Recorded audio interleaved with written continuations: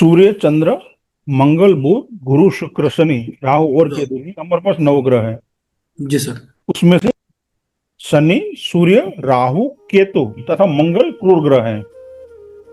ये स्क्रीन पे भी आपको विजिबल है, दिख जाएगा अगर आप जी नोट हाँ सर, दिख रहा है सर। हाँ। फिर शुक्र, चंद्र, बुध, बृहस्पति, ये सौम्य ग्रह हैं। हाँ ये सर। सब ये बेसिक से ये सब आपको पता है, ठीक है। जी अभी यदि बुध ग्रह क्रूर ग्रह के साथ है तो वो क्रूर हो जाता है, क्योंकि वो जैसी संगत वैसी रंगत है। हाँ। अब क्रूर ग्रह के साथ बैठा है तो वो क्रूर बन जाएगा। तथा चंद्रमा क्षीण होने से वो भी क्रूर बन जाते हैं।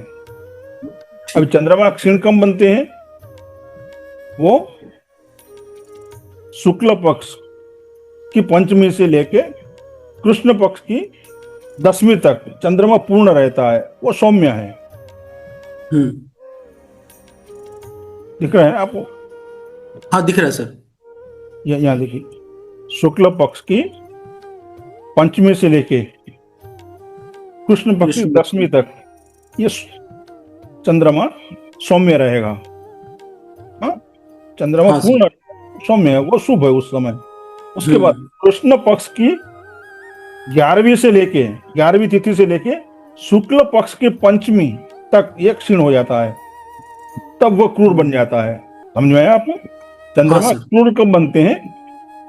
जब वो क्षीण हो जाते हैं, एकादशी से हाँ शुक्ल हाँ पक्ष जी, की पंचमी तक। जब वो क्षीण हो जाते हैं, यानी कृष्ण पक्ष की 11वीं तिथि से शुक्ल पक्ष की पंचमी तक चंद्र हमेशा क्षीण होगा, वो हमेशा क्रूर गिना जाएगा। ठीक सर। ठीक है जी सर। क्रूर ग्रह के पास, क्रूर ग्रह नक्षत्र के जिस चरण में हो, इस चरण में यदि बुध हो तो वो क्रूर हो जाता है। क्रूर नक्षत्र, देखिए नक्षत्र के 4 चरण होते हैं ना। हाँ सर। तो यदि कोई भी प्लानेट, क्रूर ग्रह कोई भी प्लानेट जो है वो जिस चरण में है, उसी चरण में यदि बुध हो तो वो क्रूर हो जाता है। दिखाऊं मैं आपको किस तरह से देखना है? धरोतभद्र चक्र में या किसी भी नक्षत्र में मैं आपको ये प्रैक्टिकल दिखाता हूँ। यदि क्रूर ग्रह किसी भी नक्षत्र में, यहाँ देखिए जैसे ये कृत्तिका नक्षत्र है, मैं आपको बताता हूँ एग्जाम्पल के तौर पे। जी ये कृत्तिका नक्षत्र है। हाँ जी सर। यहाँ देखिए, ये अब समझो ये पहला चरण है। हाँ पहले चरण में मान लो यहाँ स्टेटन है, ठीक है। हाँ सर।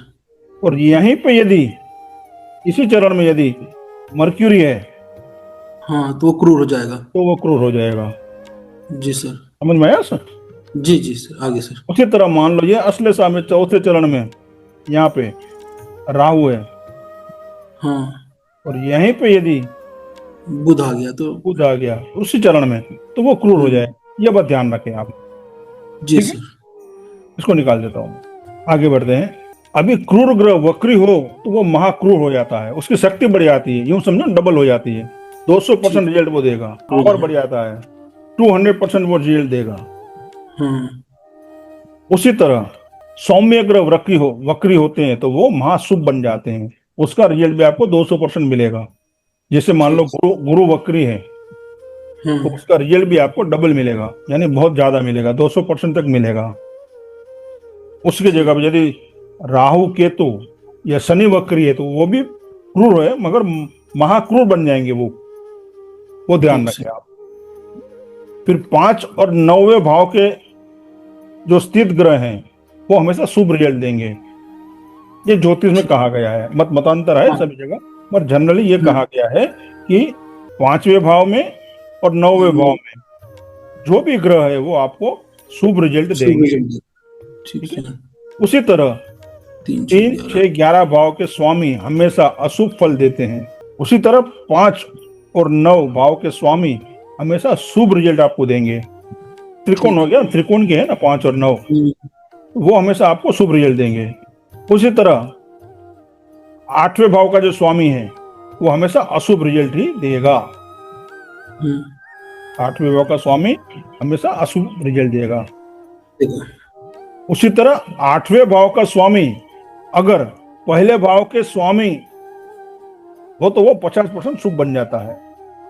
ठीक, 8वें भाव का स्वामी अगर पहले भाव का, यानी लगन का स्वामी भी हो, यानी लग्नेश हो, तो वो 50% हाँ हो जाएगा। तो ठीक, उसकी जो अशुभता है वो 50% वो कम हो जाएगी। कम हो जाएगी शर्त क्या है कि 8वें भाव का स्वामी लग्नेश हो तो, तो ठीक है, तो उसकी अशुभता कम हो जाएगी। कम हो उसी जाएगी। तरह चौथे, 7वें और 10वें भाव के स्वामी अगर शुभ ग्रह है और वह 2 और 7 मारक भाव है ना, वे स्थित हो, 2 और हाँ 7 में स्थित हो, तो वो हमेशा अशुभ फल देंगे।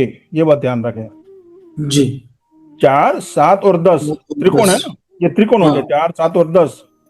इसके स्वामी अगर शुभ ग्रह हैं, यानी चंद्र है, गुरु है, हाँ, ये शुभ ग्रह है और वह 2 और 7वें मारक भाव में है, तो वो हमेशा अशुभ फल देंगे। दूसरा भाव और 7वां भाव मारक है ना, दूसरा और 7वां भाव मारक है। दूसरा सातवां मार्ग। हाँ, तो उसमें यदि है तो वो हमेशा अशुभ फल देंगे। ये बात आप ध्यान रखें। उसी तरह 4, चौथे भाव, सात 7, सातवां 10वें भाव का स्वामी अगर अशुभ ग्रह है, 4, 7 और 10वें भाव का स्वामी यदि अशुभ है, अशुभ ग्रह।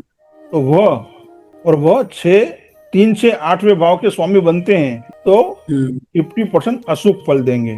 केंद्र के होगा ना 4, 7, 10, हाँ 4 7 10 केंद्र है। ठीक है। उसके यदि स्वामी अशुभ है, कोई राहु केतु है, मंगल है, ये तो अशुभ ही हुए ना, मगर वो हाँ 6, अशुभ है। 3, 6 और 8वें भाव के स्वामी यदि वो बन जाते हैं, तो उसकी 50% वो अशुभ रहेंगे, अशुभ है।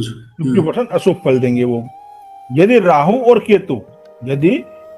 केतु 1, 4, 7, 10, ये हो गया केंद्र, हाँ और फिर 5 और 9वें भाव में स्थित हो, यानी ये त्रिकोण हो गया 5 और 9 का, त्रिकोण। हाँ और इन भावों के स्वामी शुभ ग्रह हो, तो वह शुभ रिजल्ट देंगे। कौन? राहु और केतु। केतु। फिर से समझ ले इसे, राहु और केतु यदि 1, 4, 7, 10 यानी केंद्र में केंद्र बैठे। में, और 5 और 9 त्रिकोण भाव में स्थित है, वो इन भावों में यदि स्थित है, और इन भावों के स्वामी शुभ ग्रह हो, तो वह शुभ रिजल्ट देंगे। यानी 9वें भाव का स्वामी मान लो गुरु है, हाँ और वहीं पर राहु बैठा हुआ है कहीं, या केतु है, तो शुभ फल देंगे। या ठीक से। 4थे भाव में शनि बैठा हुआ है और इसका स्वामी जो है वो चंद्रमा है, मान के चलें, तो वो शुभ फल देगा। कहने का तात्पर्य ये है, ठीक से। केंद्र के स्वामी और 5वें और 9वें भाव के स्वामी का कोई संबंध बनता है, तो वो राजयोग बनता है। ये बात ध्यान रखिए आप। केंद्र के स्वामी हाँ 1, 4, 7, 10 इन भावों के स्वामी और 5वें और 9वें भाव के स्वामी आपस में कोई लिंक बनती है दृष्टि से या युति से, तो वो राजयोग होता है, उसके ठीक परिणाम से। अच्छे मिलते हैं। तरह 4, 7, 10 केंद्र हो गया, उसके हाँ स्वामी केंद्र। उसके स्वामी यदि शुभ ग्रह हो, तो वह अशुभ परिणाम देंगे। चौथा भाव, 7वां भाव और 10वें भाव के स्वामी यदि शुभ ग्रह हो, तो वह अशुभ परिणाम देंगे, ऐसा कहा गया है। इसमें भी मतांतर है, ठीक है। ठीक से। फिर लग्न का स्वामी हमेशा शुभ फल देता है, ये बात ध्यान रखिए आप। चाहे वो मान लो मार्स है, तो भी वो लग्न से ना वो शुभ फल देगा। हाँ शुभ फल देगा। चाहे वो सूर्य हो, तो भी वो शुभ फल देगा। और शनि है, मान लो शनि है लग्न का स्वामी, तो भी वो शुभ फल देगा। यानी लग्नेश हमेशा शुभ फल देता है। ये भी आप नोट कर लें। आगे बढ़ें। जी सर।